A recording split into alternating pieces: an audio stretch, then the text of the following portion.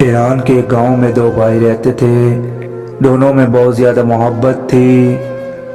لوگ ان کی محبت اور اخوت کی مثال دیا کرتے تھے۔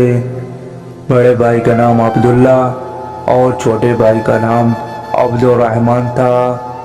عبداللہ شادی شدہ اور 4 بچوں کا باپ تھا، بلکہ عبد الرحمن غیر شادی شدہ تھا۔ دونوں برتن سازی کا کام کرتے تھے اور اپنے کام میں بہت ماہر تھے۔ وہ سال میں 2 مرتبہ اپنے تیار کردہ برتنوں کو بیچنے کے لیے شہر جاتے اور واپسی اپنی ضروریات زندگی کی چیزیں خرید لاتے۔ اس کاروبار سے انہیں معقول آمدنی حاصل ہوتی۔ حسب معمول دونوں بھائی برتن لے کر شہر کی طرف روانہ ہوئے۔ یہ کئی دنوں کا سفر تھا۔ ابھی وہ شہر سے 1 دن کے فاصلے پر تھے۔ دوپہر کا وقت ہو گیا۔ انہوں نے ایک سایہ دار درخت کے نیچے کندھوں سے سامان اتارا، ان کے آگے دانہ ڈالا، خود وضو کر کے نماز ظہر ادا کی اور کھانا کھانے لگے۔ کھانے سے فارغ ہونے ہی تھے کہ انہیں ایک شخص کی چلنے کی آواز سنائی دی۔ انہوں نے دیکھا گرد و غبار میں آٹا ہوا ہے، ایک شخص ان کی جانب آ رہا ہے۔ اس شخص نے قریب آ کر کہا، اے دوستوں، کیا تمہیں کسی ہم سفر کی ضرورت ہے؟ بڑے بھائی نے جواب دیا، کیوں نہیں، ہم سفر کی وجہ سے سفر آسان ہو جاتا ہے۔ اجنبی ان کے پاس بیٹھ گیا اور اپنے میٹھے لہجے کے دونوں کو اپنا گرویدہ بنا لیا۔ کچھ دیر آرام کے بعد سفر دوبارہ شروع ہوا۔ دوران سفر اجنبی نے بڑے بھائی کو اکیلے یا قراص سے حال احوال دریافت کیا اور باتوں باتوں میں پوچھا کہ سامان بیچنے کے بعد کیا تم دونوں برابر تقسیم کرتے ہو؟ جواب میں بڑے بھائی نے کہا، ہاں ہم ایسا ہی کرتے ہیں۔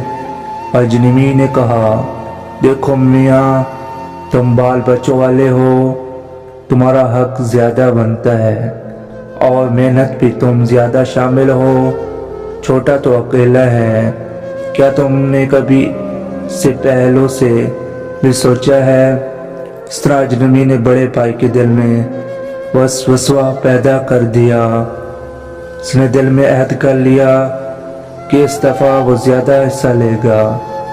اجنبی نے اس طرح موقع پا کر چھوٹے بھائی سے پوچھا، سامان بیچنے کے بعد تم دونوں برابر تقسیم کرتے ہو؟ چھوٹے بھائی نے کبھی وہی جواب دیا، ہاں ہم ایسا بھی کرتے ہیں۔ اجنبی نے کہا، میاں تمہاری ابھی شادی ہونے والی ہے، گھر بنانا ہے، اب آمدنی کی تقسیم میں تم گھاٹے میں رہتے ہو، کام کاج بھی تم نہیں ارادہ کرتے ہو، بڑا بھائی تو اپنے بچوں میں مصروف رہتا ہے، اس طرح تمہارا گھر کیسے بنے گا؟ شادی کے اخراجات کہاں سے آئیں گے؟ چھوٹا بھائی بھی وسوسوں کا شکار ہو گیا اور کچا رہنے لگا۔ اجنبی سائے کی طرح کبھی چھوٹے بھائی کے کان بھرتا تو کبھی بڑے بھائی کے کان بھرتا۔ شہر پہنچنے کے بعد سامان بہت اچھے داموں فروخت ہو گیا۔ ضروری خریداری کرنے کے بعد دونوں بھائی جامع مسجد میں جمعۃ المبارک کی نماز پڑھنے لگے۔ امام صاحب نے خطبہ کے دوران سورہ نساء تشریف فرمائی۔ شیطان کس طرح انسانی ذہنوں میں وسوسے پیدا کرتا ہے، اور فرمایا، اگر کوئی آپ سے کوئی ایسی بات کرے جس سے آپس میں پھوٹ پڑے، بے اتفاقی پیدا ہو یا حرص جاگ اٹھے، تو آپ لوگ فوراً لا حول ولا قوت الا باللہ العلی العظیم پڑھیں۔ اس طرح وہ شیطانی وسوسہ فوراً غائب ہو جائے گا۔ دونوں بھائیوں کی سمجھ میں بات آ گئی۔ یہ حرص جاگ مسجد کے باہر انہوں نے اپنے دلوں کو ٹٹولا اور ایک دوسرے کے بارے میں غلط وسوسوں پر فوراً لا حول ولا قوت الا باللہ العلی العظیم پڑھا۔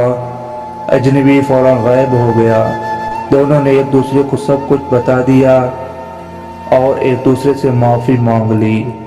انہوں نے ایک دوسرے کو دل سے معاف کر دیا اور اللہ تعالیٰ کا شکر ادا کیا کہ امام صاحب کو ان کی رہنمائی کا ذریعہ بنایا۔ اس کے بعد وہ امام صاحب کی خدمت میں حاضر ہوئے اور ان کا بھی دل سے شکریہ ادا کیا، کیونکہ ان کی بدولت وہ شیطان کی مکرو چال سے بچ گئے تھے۔